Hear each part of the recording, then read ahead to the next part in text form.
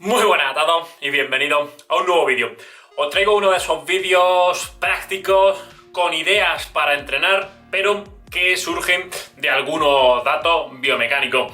No voy a complicarlo, lo voy a hacer muy sencillo. Si puedo, os pondré por aquí las tablas de donde surgen estos datos, que es de un estudio de Lutorco y que me parecen muy interesantes. Primero, porque nos permiten comparar a atletas de mucho nivel con lo que nosotros podemos hacer, o directamente comparar a nuestros deportistas según la modalidad que hacen. Y segundo, porque al final nos da un dato muy práctico de cara a la programación de las cargas, en este caso con el ejercicio de sentadilla con salto. Así que si te interesa, quédate que te explico. Bien, como ya sabéis, los entrenadores y los científicos del deporte, basándonos en la lectura de unos cacharritos que conocemos como encoders, ¿vale? Que es una tecnología que permite sacar diferentes variables a nivel biomecánico, especialmente la más interesante sería la velocidad, y luego por medición indirecta podríamos obtener valores de fuerza y potencia. Pues con estos podemos programar las cargas del entrenamiento. Es también conocido que hay muchas investigaciones, especialmente de grupos españoles, que nos han dicho que la variable fundamental para programar el entrenamiento es la velocidad, y que si la tenemos en cuenta, la medimos con uno de estos dispositivos, vamos a poder hacer un ajuste mucho más preciso del entrenamiento. Sobre todo, vamos a poder ajustar la carga en función del porcentaje del 1RM que más ganancias nos va a producir, ya sea para la mejora de la velocidad o para la fuerza bruta, es decir, en ese perfil de fuerza y velocidad, y que además nos va a permitir controlar la fatiga. ¿Por qué? Porque sabemos también que entrenar al fallo o muy cerca de este, salvo que lo que busquemos sea el aumento de la masa muscular desde el punto de vista del culturismo y el fitness, a nivel deportivo no es que no tenga sentido, pero deja de tener tanta cabida. Lo que buscamos son acciones de mucha más calidad, entrenamientos muy minimalistas que consigan las máximas adaptaciones y que nos permitan pasar el máximo tiempo posible después en nuestro elemento, en este caso en el sprint. Del mismo modo, esos encoders nos han permitido obtener datos, registros fiables de ciertas variables y comparar a distintos deportistas. Y esto es lo que yo os traigo aquí ahora. Os traigo la comparación de jugadores de rugby profesionales, de jugadores de fútbol profesionales, de equipos brasileños, y os traigo los datos de atletas también que han competido en unos Juegos Olímpicos, en este caso de velocistas. Y vamos a comparar esos datos de velocidad, de potencia, de fuerza, de salto, de altura de salto, que es quizás lo que más nos interese a nosotros entre ellos, y espero que os sirvan también pues para valoraros con respecto a vosotros mismos. En este estudio, como te estoy diciendo, se han comparado pues, a una serie de deportistas, a bastantes, y se les ha hecho un test de cargas incrementales con un encoder y en un multipower, es decir, que se ha puesto un 40% de su peso corporal, luego un 50%, luego un 60%, así hasta que se ha visto que la potencia disminuye más de un 10% y el test se cortaba. Eso se le ha hecho a los tres tipos de deportistas: futbolistas, jugadores de rugby y sprinters. ¿Y qué es lo que se ha visto de diferente en cada uno de ellos? Pues como era de esperar, los sprinters tienen más fuerza relativa, más potencia relativa, mueven un determinado porcentaje de su peso corporal más rápido que el resto de deportistas, más que los jugadores de rugby, que son incluso más grandes y más fuertes. Esto era bastante esperable, y era bastante esperable también que los jugadores de rugby, en todas las variables, pues fuesen también o tuviesen también registros más elevados que los futbolistas. Lo curioso de todo esto es que los sprinters conseguían mayores valores de potencia con cargas más altas. Es decir, que mientras que los futbolistas y los jugadores de rugby al 80-90% de su peso corporal, con una carga del 80-90% en la barra de su peso corporal, ya empezaban a perder potencia y no podían continuar el test porque lo que estaban haciendo era perder esos valores, el sprinter al 100%, al 110%, incluso al 120% seguía incrementando los valores de potencia, lo que quiere decir que ante todas las cargas y ante cargas más elevadas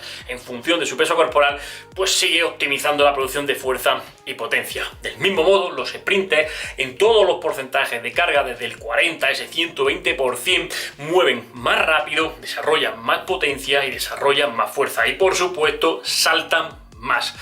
Sabemos también, y os he hablado en diferentes vídeos, que tenemos una carga que optimiza el desarrollo de potencia, donde más potencia se produce, la relación de fuerza por velocidad, de carga por velocidad a la que se mueve, es la mejor, en la que en valores más altos produce, y también cambia en función del deportista que observemos. Los sprinters tienen esa máxima producción de potencia, si medimos la carga en función de su peso corporal, cerca del 110% de su peso, mientras que jugadores de rugby y futbolistas la empiezan a tirar antes, aproximadamente al 90%. Esto quiere decir que cuando vayamos a elegir esa carga, porque supuestamente nos va a producir los mejores resultados de cara al rendimiento específico en el campo o en la pista, vamos a tener que optar por cargar siempre un poco más al sprinter, puesto que relativamente es más fuerte.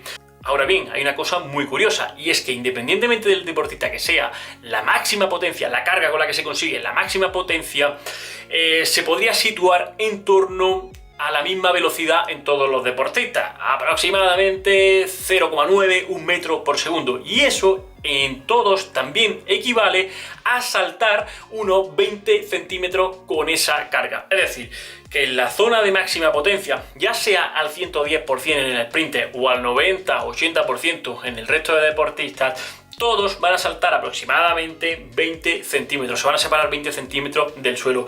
La diferencia es que el sprinter puede hacer eso con una carga mayor, y cuando le ponemos una carga menor, por ejemplo el 40%, pues se va a levantar a lo mejor 30 centímetros y el resto 25 o algo así, ¿no? Es decir, van a levantarse menos.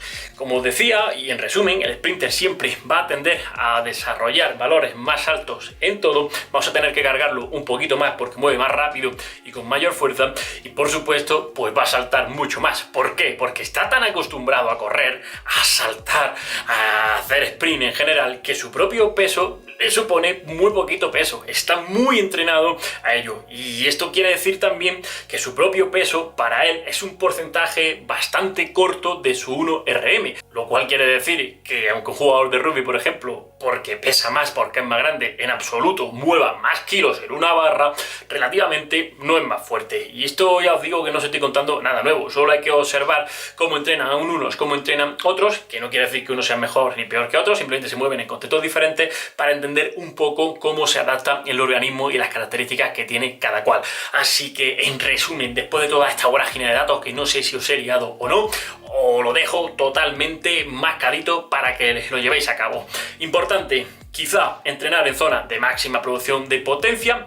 Una cosa es medirla en función del 1RM y otra cosa es medirla en función del peso corporal, de lo que pesamos, como ha sido en este caso. En función de lo que pesamos se nos va, si somos sprinters, atletas, pues ya os digo, prácticamente al 100% de nuestro peso corporal. Si yo peso 80 más o menos, tendría que poner 80 kilos en la barra y con ella desplazarme hacia arriba y saltar. Para saber que estoy en esa zona de máxima potencia o que he ajustado bien la carga sin ayuda de un encoder, pues tendría que ver que me levanto aproximadamente 20 centímetros del suelo, y eso a simple vista pues vais a ver que es un tramito así de pequeño, más o menos. Os ponéis una referencia y ya está, ¿vale? ¿Que sois jugadores de fútbol? Pues lo mismo, bajáis un poquito la carga, en vez de ir al 100% de vuestro peso corporal, la metéis en un 50, 60, 70%, pero intentáis de nuevo levantaros esos 20 centímetros del suelo y tendréis una carga totalmente ajustada, muy específica para fases de temporada, si estáis en deporte colectivo, y para el sprinter quizá muy específica para las últimas fases o intermedias de la temporada, de cara ya a la búsqueda de esos medios más dirigidos, más específicos y el rendimiento específico. No me lío más, termino aquí, espero que me hayáis entendido. Yo sé que es un vídeo denso y complejo, pero la gente que viene a este canal y que me sigue, creo que todo esto le interesa y que le puede sacar partido. Y si tenéis alguna duda, me dejáis los comentarios y encantado os los explicaré si tengo tiempo. Nos vemos en el siguiente y un fuerte abrazo. Hasta luego.